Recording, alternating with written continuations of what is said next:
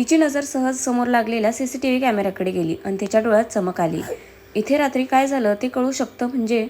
Yes, मला बघायला हवं. ती तशीच भरभर पावले टाकत कंट्रोल रूमकडे निघाली. पुढे अंजू कंट्रोल रूममध्ये आली खरी, पण तिथला ऑपरेटर तिला फुटेज बघू देईना.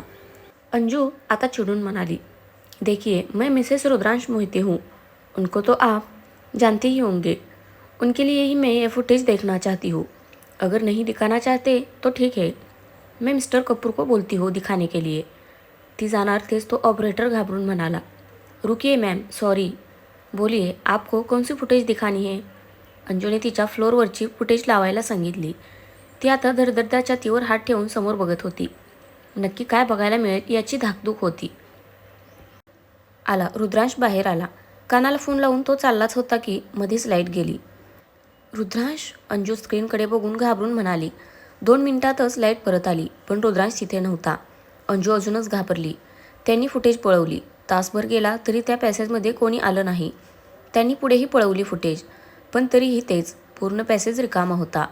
नंतर पुन्हा लाईट गेली आणि लगेच आलीही. थोडा वेळ गेला तशी अंजू पॅसेजमध्ये दिसत होती. पुढे घडलेलं तर तिला माहितीच होतं. असं कसं होऊ शकतं? रुद्रांश कुठे गेले? लाईट बंद झाली तेव्हा तर काही घडलं नसेल ना? अंजू विचारांच्या धुंदीतच रूमकडे निघाली. बेडवर बसून ती रुद्रांशचा विचार करण्यातच गळून गेली होती. मनातली भीती आता अजून वाढू लागली. काहीतरी नक्की घडलं, परत आलेच नाहीत. पण मग ते रक्त कसं आलं होतं तिथे? आणि ते मी बाहेर येण्याच्या आधी आलं होतं. आवाजही ऐकला होता मी, पण फुटेजमध्ये तर तसं काही दिसलं नाही. असं कसं होऊ शकतं? मला परत बघायला हवं. अंजू पळतच पुन्हा कंट्रोल रूममध्ये आली. तिने पुन्हा एकदा फुटेज पाहिली. लाईट जाण्याआधी तिथे रक्त दिसत नव्हतं. नंतर पुन्हा लाईट गेली आणि आली. आता मात्र तिथे जरासं रक्त दिसत होतं. अंजूचे डोळे आश्चर्याने मोठे झाले. कसं आणि काय घडलं होतं तिथे? अचानक रक्त कसं आलं? काहीतरी घडलं होतं. मग दिसत का नव्हतं फुटेजमध्ये? तिचं डोकं आता जड वाटू लागलं तिला. थोडंसं गरगरल्यासारखंही जाणवलं. काहीतरी गडबड होती हे नक्की. ती फ्रेश होऊन सरळ मुकेशकडे गेली. मुकेशने सगळी माणसे रुद्रांच्या शोधात लावली होती. तिने त्याला सगळं सांगितलं. त्यानेही येऊन फुटेज चेक केली. गडबड तर होतीच. कॅमेऱ्यासोबत छेडछाड केलेली दिसते अंजू. नक्कीच पॅसेजचा 3D फोटो त्यावर लावला गेला असणार. त्यामुळे जे घडलं ते कॅमेऱ्यात कैद झालं नाही. त्यावेळेतच काहीतरी गडबड झाली असणार इथे. मुकेश विचारांमध्ये हरवत म्हणाला. त्याचाही चेहरा गंभीर झाला होता. अंजू कासावीस होऊन म्हणाली, मला खूप भीती वाटतेय दादा. हे खूप मोठं कारस्थान दिसत आहे. आधीच रुद्रांशना मिस्टर कपूरवर संशय आहे आणि हे असं. मुकेशने डोळे बारीक करत तिच्याकडे पाहिलं. तुला माहीत आहे हे सगळं? त्याने अविश्वासाने विचारलं. रुद्रांश कधी केसबद्दल इतर कोणाला बोलत नव्हता. आणि ही तर खूपच कॉम्प्लिकेटेड केस होती. तिने होकारार्थी मान हलवली. तो एक उसासा सोडत म्हणाला, आता मलाही विश्वास बसत आहे सगळ्यावर. यात खरंच मिस्टर कपूरचा हात असू शकतो. कारण रुद्रांश सर त्यांच्यापर्यंत पोहोचणारच होते. त्यांच्या विरोधी सापडलेला साक्षीदारही गायब झाला आहे. ते ऐकून अंजू गलीत गात्र झाल्यासारखी मागे भिंतीवर कोसळली. अंजू, मुकेशने तिला सावरलं. प्लीज धीराने घे सगळं. कदाचित तसं नसेलही. आपण संध्याकाळपर्यंत वाट बघू सरांची. तो तिला धीर देत म्हणाला. ते येतील ना परत? तिने रडवेलं होत विचारलं. मुकेश काय बोलणार होता? खरं तर त्यालाही तीच भीती वाटत होती. येतील, नक्की येतील. तू प्लीज पॉझिटिव्ह विचार कर. काही होणार नाही सरांना. तो तिचं मनोबल वाढावं म्हणून म्हणाला. दुपार टळून गेली तरी रुद्रांचा काही पत्ता नव्हता. आता सगळेच टेन्शनमध्ये आले होते. मिस्टर कपूरने दिल्लीतले सगळे पोलीस कामाला लावले होते.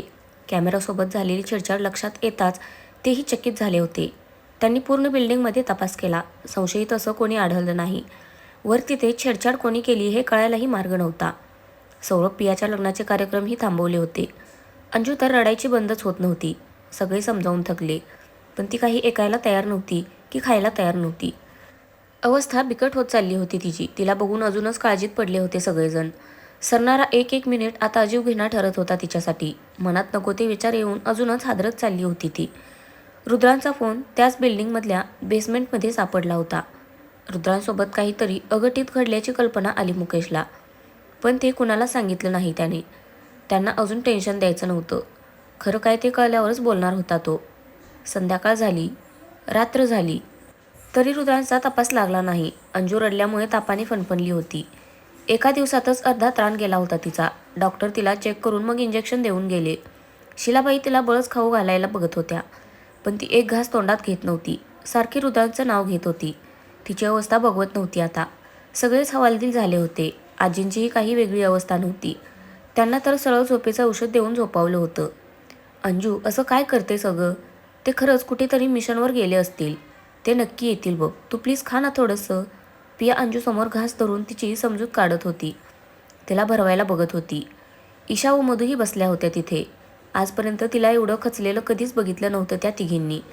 ती खूप गंभीर होती मनाने, पण पहिल्यांदाच एवढी गळून गेली होती. अंजू प्लीज, आमच्यासाठी, रुद्रांश सरांसाठी तरी. ईशा तिच्या हातावर हात ठेवत म्हणाली. अंजू प्लीज ना गं.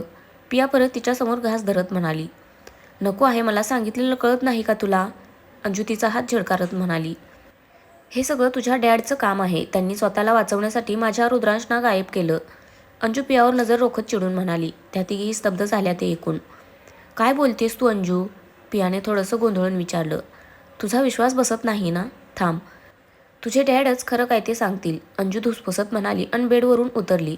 ती पुढे जाणार तेच तिला गरगरून आलं. अंजू, मधूने पटकन सावरले तिला. सोड, काही नाही झालं मला. त्यांना आता उत्तर द्यावंच लागेल. अंजू मधूचा हात बाजूला करून पुढे जात म्हणाली. या तिघी गोंधळलेल्या अवस्थेत बघत होत्या एकमेकींकडे. तिला परत चक्कर येईल. चला, ईशा उठत म्हणाली. त्या तिघीही तिच्या मागे गेल्या. खाली मिस्टर कपूर, मुकेश व घरचे सगळेजण चिंतित बसले होते. आजी फक्त वर झोपल्या होत्या. त्यांच्यासोबत सायली थांबली होती. अंजूला येताना पाहिलं तसे सगळेजण उभे राहिले. पूर्वीने इशारा करताच समीर तानीला तिथून घेऊन गेला. कुठे आहेत माझे रुद्रांश?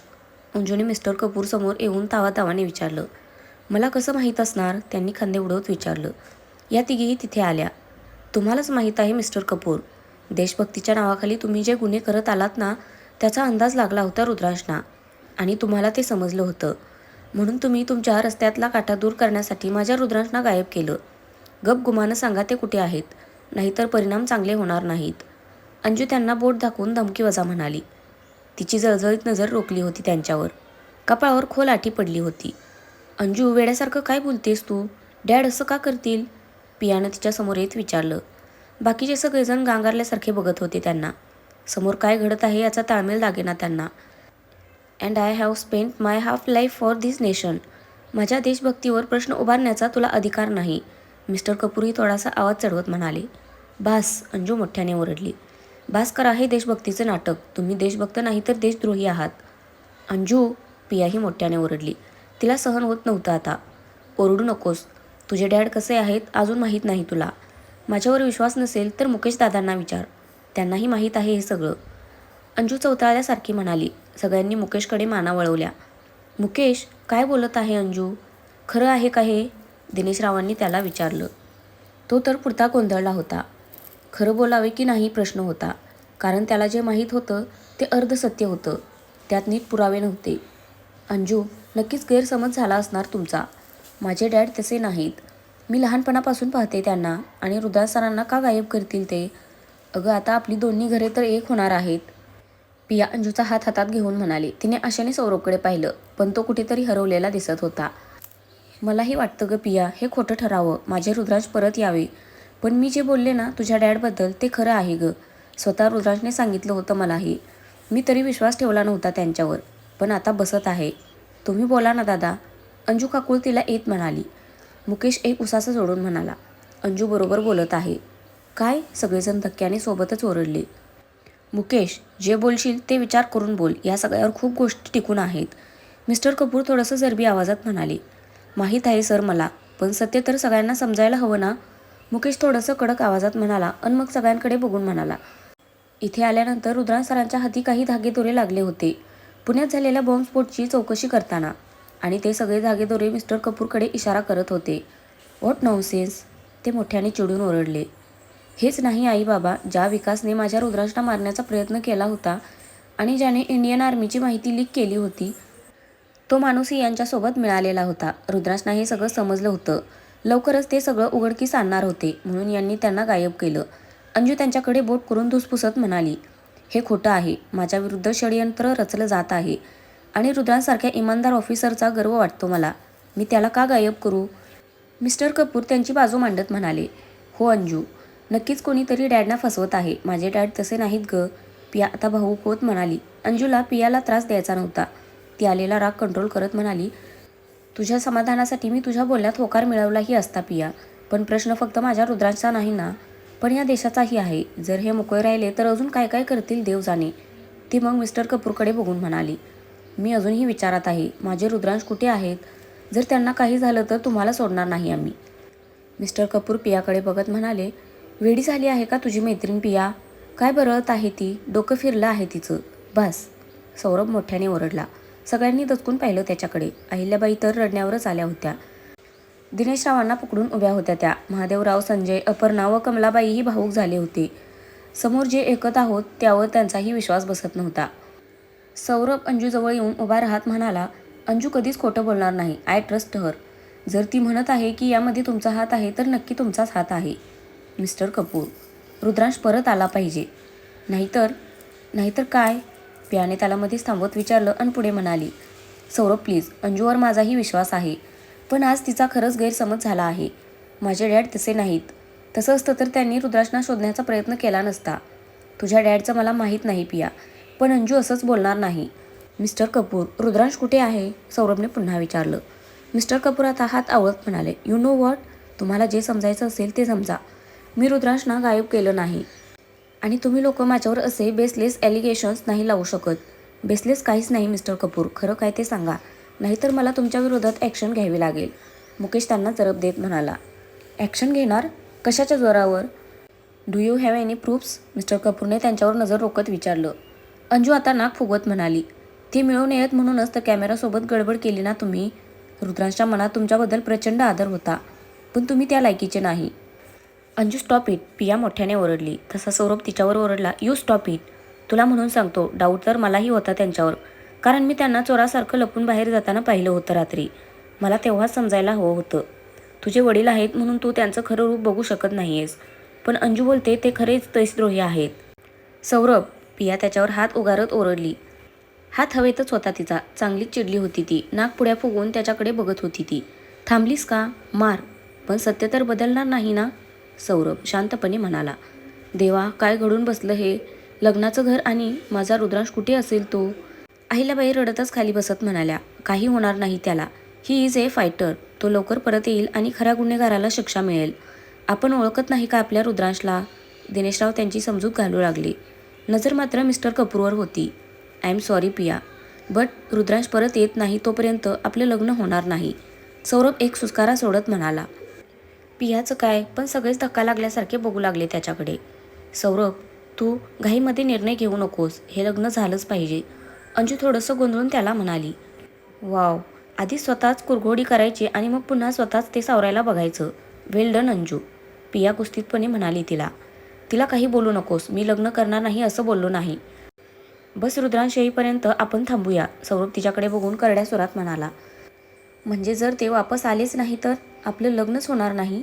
पियाने हताशपणे विचारलं. त्याच्या डोळ्यात बघत होती ती. दोघांच्याही नजरेत वेदना होती. सौरभ मनावर दगड ठेवून आवंडा गिळत म्हणाला. कदाचित हो. पियाला आता पायाखालची जमीन सरकल्याचा भास झाला. ती मागे मिस्टर कपूरवर कोसळली. सौरभ प्लीज. रुद्रांश आज नाही तर उद्या येतीलच. तू असा अताईतपणा करू नकोस, अंजू कळवळीने म्हणाली. नाही अंजू, रुद्रांशिवाय लग्न करण्याचा विचारही नाही करू शकत मी. आता बस पियाला ठरवायचं आहे. ती मला साथ देणार की? सौरभ पियावर नजर टाकत म्हणाला. तो तिला सोडत नव्हता. ते सोबतच राहणार होते. तिने त्याला समजून घ्यावं आणि त्याला साथ द्यावी एवढीच इच्छा होती त्याची. नाही, मी वाट नाही बघू शकत सौरभ, पिया त्याच्याजवळ येत म्हणाली. ती त्याचा हात पकडून म्हणाली, हे लग्न थांबू नाही शकत. हवं तर आपण कोर्ट मॅरेज करू सध्या. रुद्रांश सर आले की मग मोठं लग्न करू. पण हे लग्न थांबवू नकोस. ती आता रडायला लागली होती. सौरभने तिचे डोळे पुसले. तिला तसं बघू शकत नव्हता तो. त्याचेही डोळे पाणावले होते. ती बरोबर बोलत आहे. अंजू ही सौरभला सहमती दाखवत म्हणाली. नाही. अहिल्याबाई उठत म्हणाल्या. जोपर्यंत रुद्रांश येत नाही हे लग्न होणार नाही. पियाने कासावीस होऊन पाहिलं सौरभकडे. तिची अवस्था अंजूनी सौरभही समजू शकत होता. अंजू अहिल्याबाईजवळ जात म्हणाली.